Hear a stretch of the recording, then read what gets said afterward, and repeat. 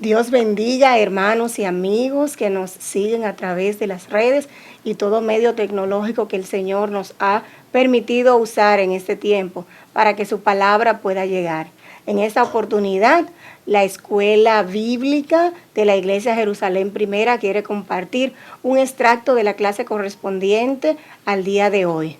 En este día iniciamos con la unidad acerca de las profecías de Daniel. Vamos a ver la primera lección y vamos a estar viendo acerca del sueño de Nabucodonosor, la gran estatua. Vamos a estar trabajando la verdad central que dice que Dios dirige el curso de la historia para establecer su reino. Nuestra lección va a estar basada en el capítulo 2 del libro de Daniel. El libro de Daniel es un libro muy interesante porque es el único libro del Antiguo Testamento de carácter totalmente apocalíptico.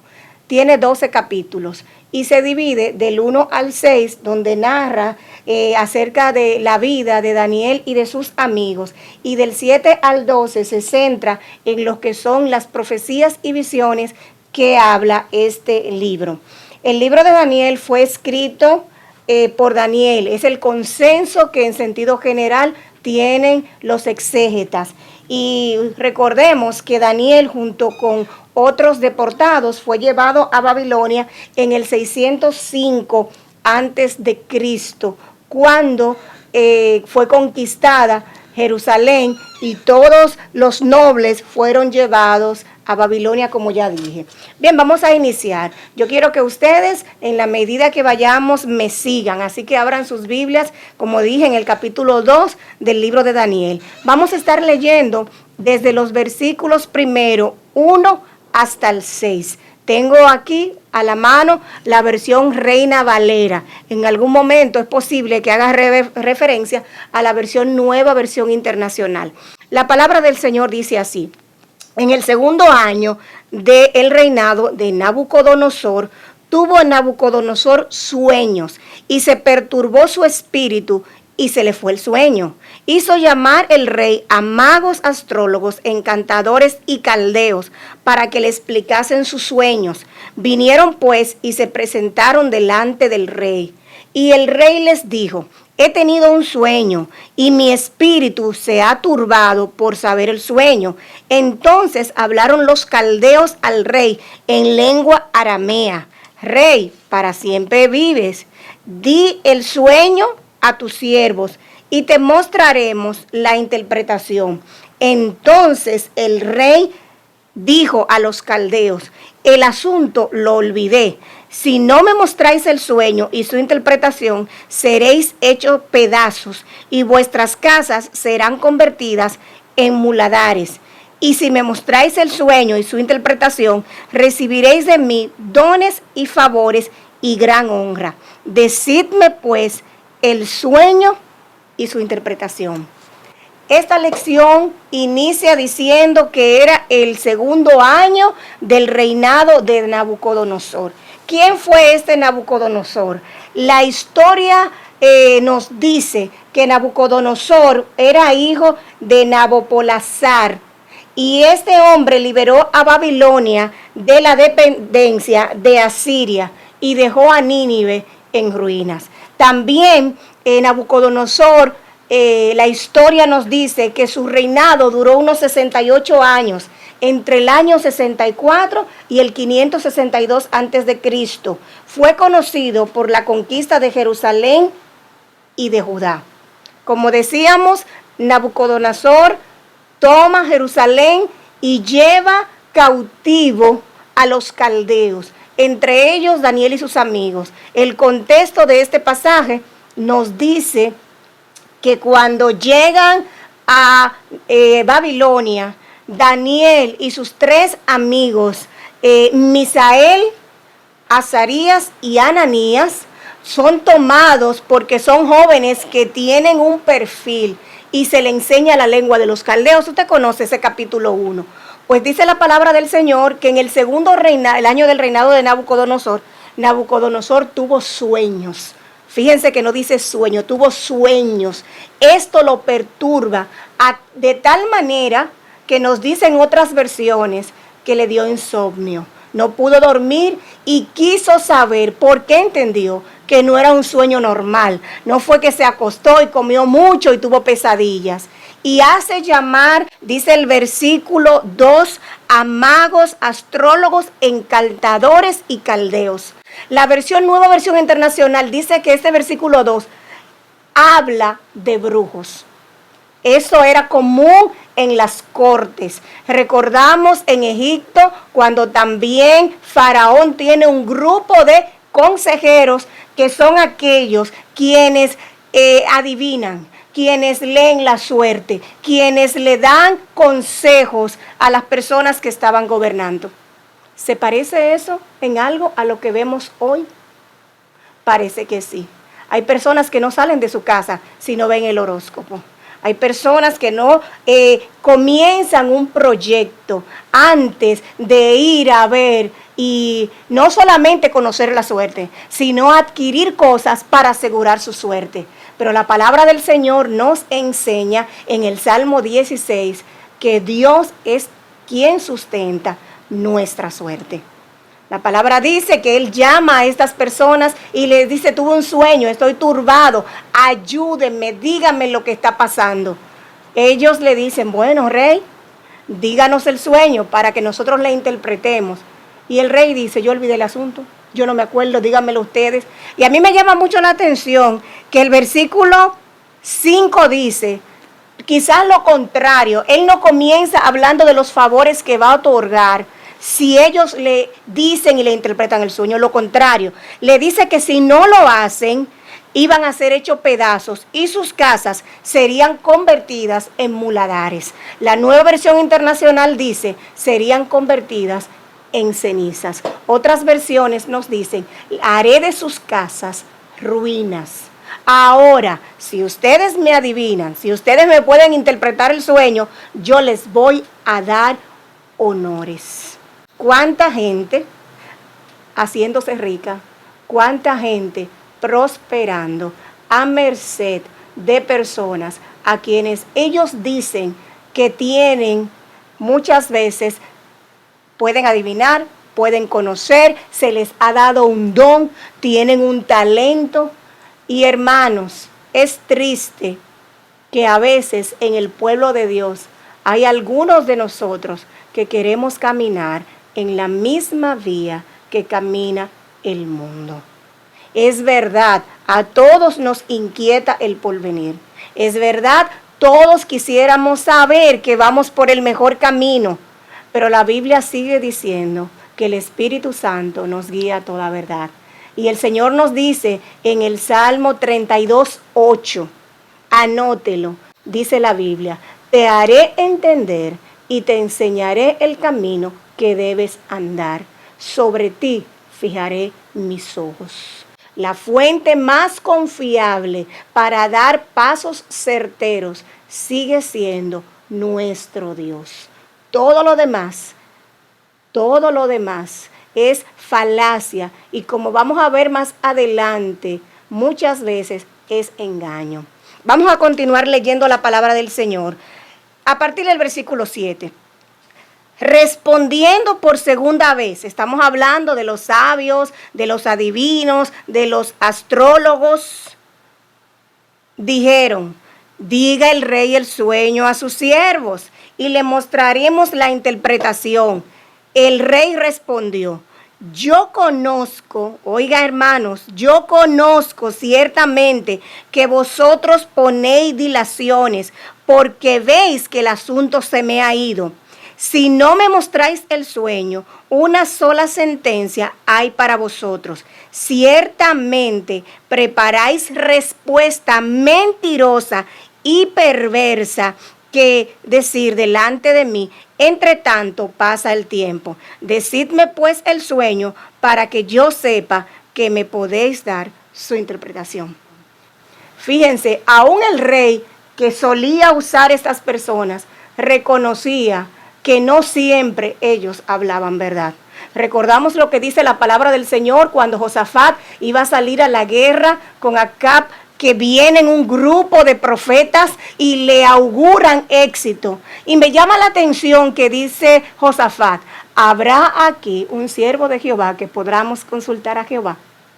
Así que muchos pueden decir palabras halagüeñas, muchos pueden decir cosas que nos alienten, pero en el fondo, hermanos, cuando queremos conocer la palabra de Dios, cuando queremos conocer la voluntad de Dios, nosotros tenemos que preguntarnos, ¿a quién vamos a consultar?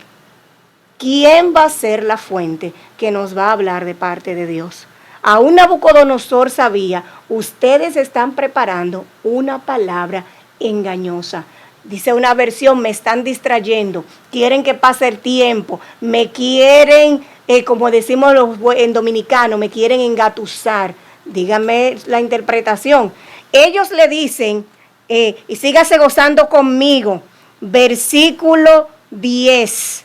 Los caldeos respondieron delante del rey, no hay hombre sobre la tierra que pueda declarar el asunto del rey. Subraye esto. Además de esto, ningún rey, príncipe ni señor preguntó cosas semejantes a ningún mago, ni astrólogo, ni caldeo.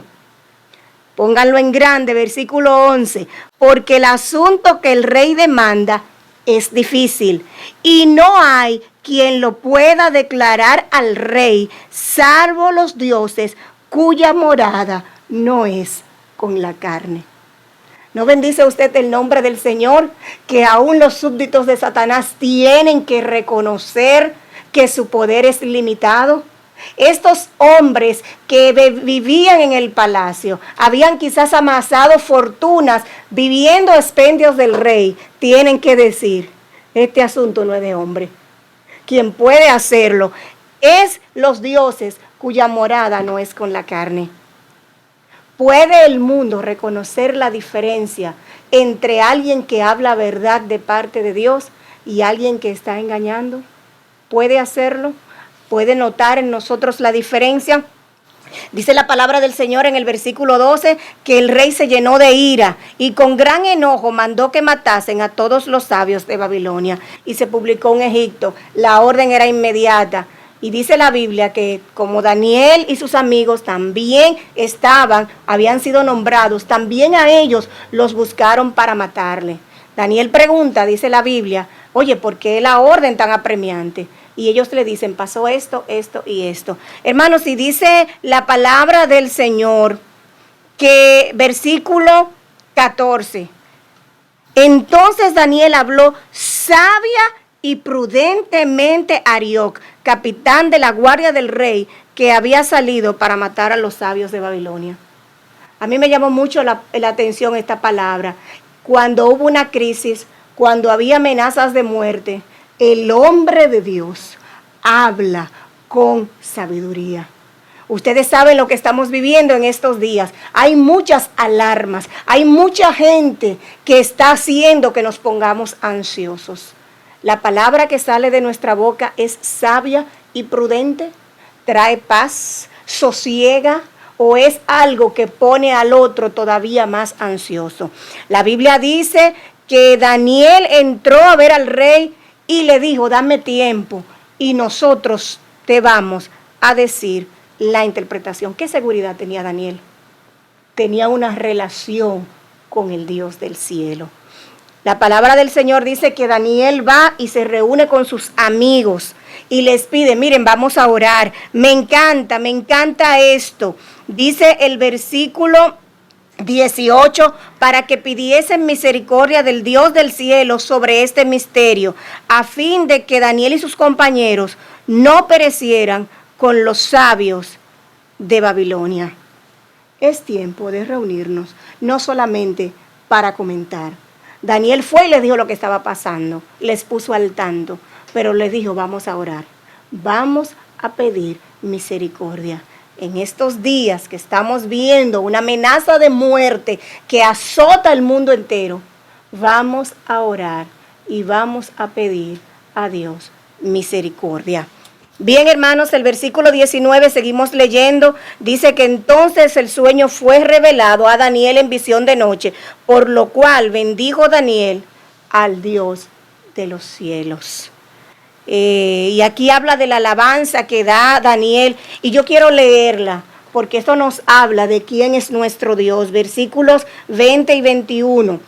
Y Daniel habló y dijo: sea bendito el nombre de Dios de siglos en siglos, porque suyos son el poder y la sabiduría.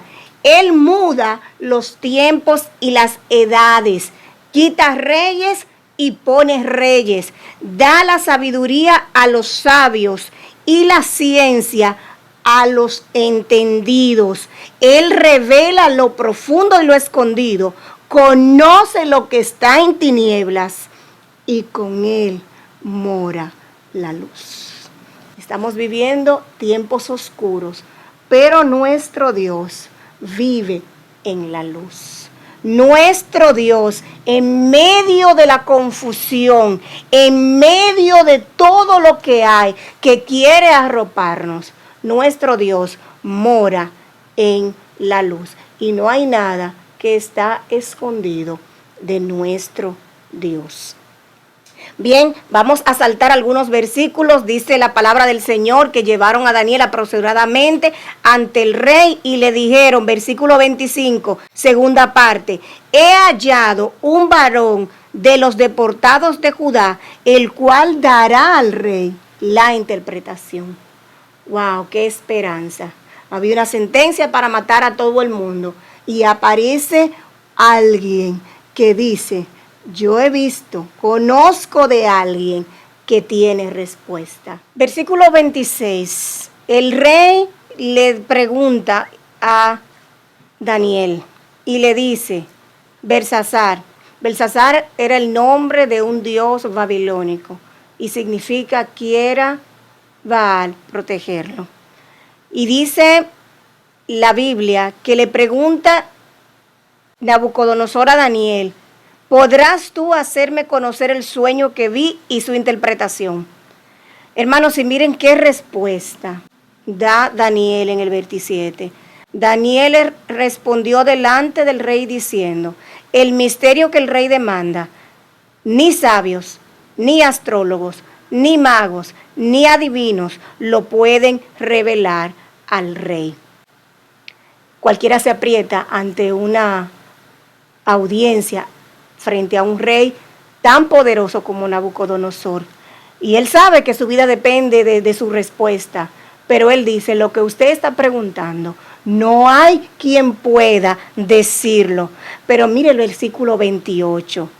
Pero hay un Dios en los cielos, el cual revela los misterios, y él ha hecho saber al rey Nabucodonosor lo que ha de acontecer en los postreros días.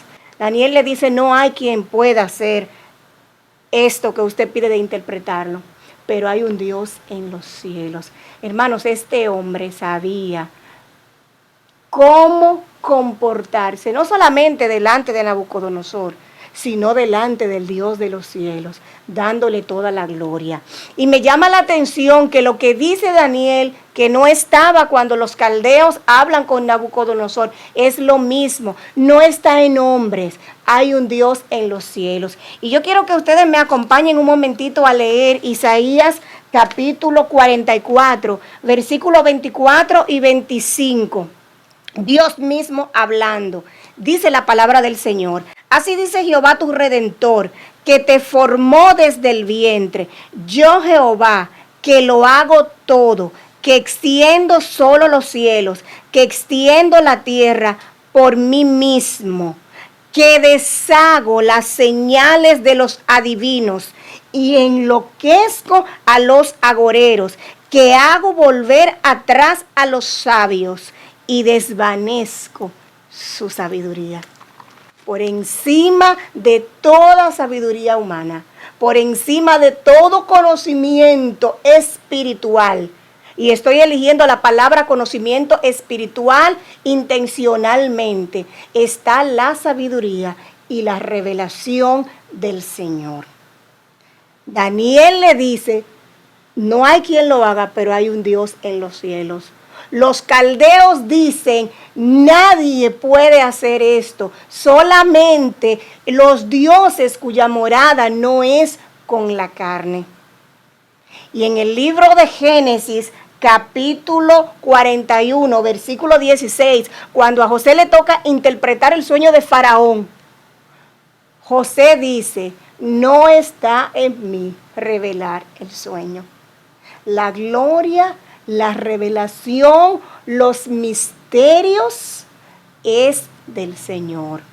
Dice la palabra del Señor en Colosenses capítulo 1, que en Cristo y en Dios están escondidos todos los tesoros de la sabiduría y del conocimiento. Quisiera preguntar, ¿de qué lado de la línea estoy yo? ¿Del lado de los caldeos que adivinan, engañan, hablan mentira? ¿O del lado de los siervos de Dios que van ante el Señor para su guianza? Y cuando obtienen la revelación del Señor, no se olvidan de darle la gloria a aquel que es la fuente de todo conocimiento. Seguimos, vamos a avanzar. La palabra del Señor dice que Daniel le dice, mira, esta es el sueño y esta es la interpretación. Tú viste una gran estatua, voy a parafrasear para adelantar el tiempo. Tenía una cabeza de oro, tenía los hombros y el pecho de plata, tenía los lomos y tenía la cintura de bronce, y las piernas y los dedos de hierro y hierro mezclado con barro. Este es el sueño que tú tuviste.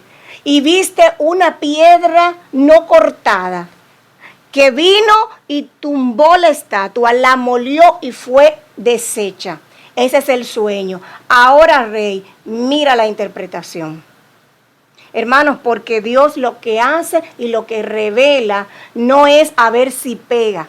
No es a decir, Dios está contigo, Dios te va a bendecir, el Señor te ama mucho, que es verdad. Son cosas genéricas, Dios es específico. Y dice la palabra del Señor que Daniel le dice al rey la interpretación de este sueño y le dice, mira, este sueño significa que tú, Nabucodonosor, que eres rey de reyes en la tierra, Dios te ha dado el reino. Oye, tú eres rey de reyes aquí en la tierra, perfecto. Pero el Dios de los cielos es que te ha dado el poder, te ha dado la fuerza, te ha dado la majestad. Tú eres aquella cabeza de oro. El contexto de esto es que Daniel le dice a Nabucodonosor, tú estabas inquieto por las cosas que iban a suceder y Dios te reveló y te mostró lo que iba a hacer en el futuro. Esta estatua y la cabeza de oro representa tu reino. Fíjense que cada parte de la estatua va descendiendo en valor en cuanto a materiales. El primer material es el oro.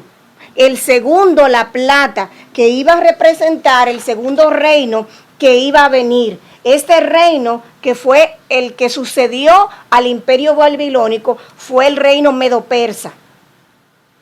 El tercer reino, que era la siguiente parte de la estatua, que estaba representada por el vientre y los muslos, que era de bronce, era el reino griego, que fue establecido por Alejandro Magno. Fíjense que cada reino tenía valor en sí mismo, pero era un material inferior al que le precedía. El último reino en la estatua estaba representada por las piernas que iban a ser de hierro y los pies que iba a ser mezclado de hierro y de barro cocido. Este imperio representaba el imperio romano que comenzó o inició su reinado en el año primero de nuestra era.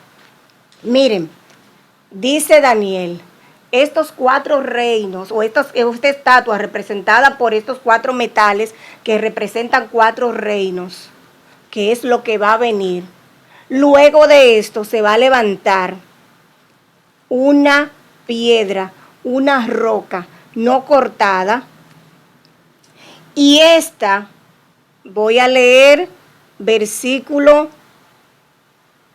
43.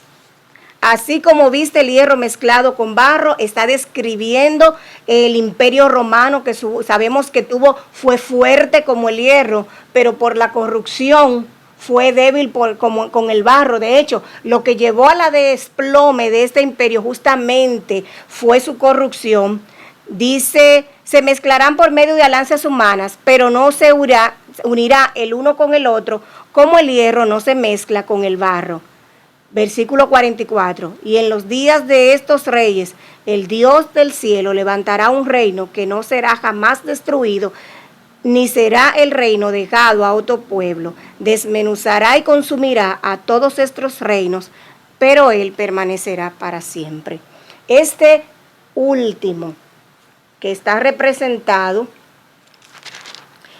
por esta roca, es el reino de Cristo.